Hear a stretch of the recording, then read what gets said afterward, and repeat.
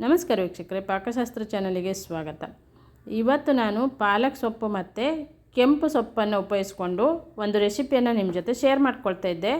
ತುಂಬ ಟೇಸ್ಟ್ ಕೊಡುತ್ತೆ. ನೀವು ಈ ರೀತಿ ಒಮ್ಮೆ ಮಾಡಿ ನೋಡಿ. ಇವೆರಡನ್ನು ಒಟ್ಟಿಗೆ ಹಾಕ್ಬಿಟ್ಟು ಮಾಡಿಕೊಂಡ್ರೆ ಸೂಪರ್ ಆಗಿರುತ್ತೆ, ಸೂಪರ್ ಟೇಸ್ಟ್ ಕೊಡುತ್ತೆ.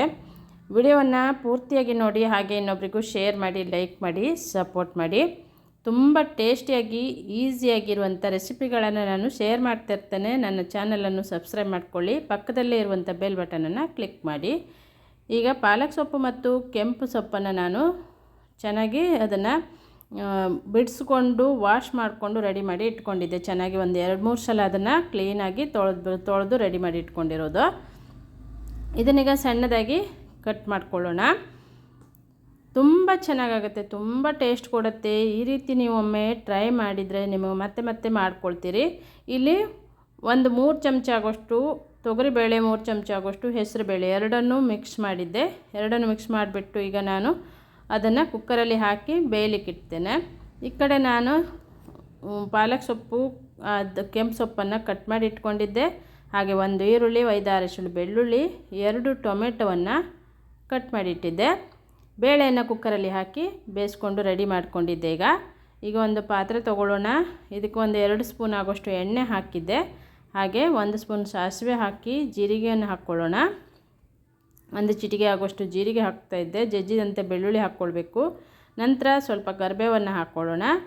ಹಾಗೆ ಈರುಳ್ಳಿ ಮತ್ತು ಟೊಮೆಟೊವನ್ನು ಹಾಕಿ ಚೆನ್ನಾಗಿ ಫ್ರೈ ಮಾಡ್ಕೊಳ್ಬೇಕು. ತುಂಬ ಸಿಂಪಲ್ಲಾಗಿ ಪಟ್ಟಂತ ಮಾಡ್ಕೊಳ್ಳುವಂಥ ಒಂದು ರೆಸಿಪಿ ಇದು. ನೀವು ರೋಟಿ, ಚಪಾತಿಗೆ, ಮುದ್ದೆಗೂ ಸೂಪರಾಗಿರುತ್ತೆ. ಅನ್ನಕ್ಕೂ ಕಲಿಸ್ಕೊಳ್ಬೋದು. ತುಂಬ ಟೇಸ್ಟ್ ಕೊಡುತ್ತೆ. ಇದು ಸಖತ್ತಾಗಿರುತ್ತೆ. ಸ್ವಲ್ಪ ಉಪ್ಪನ್ನು ಹಾಕ್ಕೊಳ್ಳೋಣ. 1 ಚಿಟಿಕೆ ಆಗೋಷ್ಟು ಅರಿಶಿಣದ ಪುಡಿ ಹಾಕಿದ್ದೆ. ಚೆನ್ನಾಗಿ ಇದನ್ನು ಟೊಮೆಟೊ ಮತ್ತು ಈರುಳ್ಳಿ ಮೆತ್ತಗಾಗಬೇಕು, ಅಲ್ಲಿ ತನಕ ಇದನ್ನು ಫ್ರೈ ಮಾಡಿಕೊಂಡು ನಂತರ ಕಟ್ ಮಾಡಿಟ್ಟಂಥ ಸೊಪ್ಪನ್ನು ಹಾಕ್ಕೊಳ್ತಾ ಇದ್ದೆ. ನೋಡಿ, ಇವೆರಡು ಸೊಪ್ಪನ್ನು ನೀವು ಒಟ್ಟಿಗೆ ಹಾಕಿ ನೋಡಿ, ಅಷ್ಟು ಡಿಫ್ರೆಂಟಾಗಿ ಟೇಸ್ಟ್ ಕೊಡುತ್ತೆ, ಸೂಪರಾಗಿರುತ್ತೆ. ಈಗ ಚೆನ್ನಾಗಿ ಇದನ್ನು ಮಿಕ್ಸ್ ಮಾಡ್ಕೊಳ್ಳೋಣ. ಮಿಕ್ಸ್ ಮಾಡಿಬಿಟ್ಟು ಇದನ್ನು 1 ನಿಮಿಷ ಮುಚ್ಚಿಬಿಟ್ಟು ಬೇಯಿಸ್ಕೊಳ್ಬೇಕು. ಬೇಗನೆ ಬೆಂದುಬಿಡುತ್ತೆ ಸೊಪ್ಪು ಕೂಡ. ನೋಡಿ, ಈಗ ಬೆಂದಿದೆ ಇದು. ಈಗ ನಾನಿಲ್ಲಿ ಬೇಯಿಸಿ ಇಟ್ಕೊಂಡಂಥ ಬೇಳೆಯನ್ನು ಹಾಕ್ಕೊಳ್ತೇನೆ. ಬೇಳೆ ಹಾಕ್ಕೊಂಡು ಸ್ವಲ್ಪ ನೀರು ಹಾಕಿದ್ದೆ. ನೀವು ನೀರು ನೋಡ್ಕೊಂಡು ಹಾಕ್ಕೊಳ್ಬೋದು. ನಿಮಗೆ ತುಂಬ ತೆಳ್ಳಗೂ ಬೇಕನ್ಸಿದ್ರೂ ಮಾಡ್ಕೊಳ್ಬೋದು. ಸ್ವಲ್ಪ ದಪ್ಪವಾಗಿದ್ರೇ ಚೆನ್ನಾಗಿರುತ್ತೆ ಇದು. ನಾನಿಲ್ಲಿ ಸ್ವಲ್ಪ ದಪ್ಪವಾಗಿಯೇ ಮಾಡ್ತಾಯಿದ್ದೆ. ಈಗ ರುಚಿಗೆ ತಕ್ಕಷ್ಟು ಉಪ್ಪನ್ನು ಹಾಕ್ಕೊಳ್ಳೋಣ. ಆವಾಗ ಉಪ್ಪು ಹಾಕಿದ್ದೆ, ನೋಡ್ಕೊಂಡು ಉಪ್ಪನ್ನು ಹಾಕ್ಕೊಳ್ಳಿ.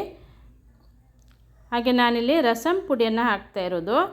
ನೀವು ರಸಂ ಪುಡಿಯನ್ನು ಹಾಕಿ ಈ ಒಂದು ಸೊಪ್ಪು ಸಾರನ್ನು ಮಾಡಿಕೊಂಡ್ರೆ ಅದರ ಟೇಸ್ಟ್ ಡಿಫ್ರೆಂಟಾಗಿ ಟೇಸ್ಟ್ ಕೊಡುತ್ತೆ. ಒಮ್ಮೆ ಟ್ರೈ ಮಾಡ್ಕೊಳ್ಳಿ. ಈಗ ಚೆನ್ನಾಗಿ ಇದನ್ನು ಕುದಿಸ್ಕೊಳ್ಬೇಕು. ನಿಮಗೆ ಒಂದು ವೇಳೆ ಹುಣಸೆ ಹುಳಿ ರಸ ಬೇಕನ್ಸಿದ್ರು ಹಾಕ್ಕೊಳ್ಬೋದು. ಟೊಮೆಟೊ ಹುಳಿ ಇಲ್ಲ ಅಂದರೆ ಹಾಕ್ಕೊಳ್ಳಿ, ಅಥವಾ ಟೊಮೆಟೊ ಹುಳಿ ಇತ್ತಂದರೆ ಹುಣಸೆ ಹುಳಿ ರಸ ಹಾಕುವ ಅವಶ್ಯಕತೆ ಇಲ್ಲ.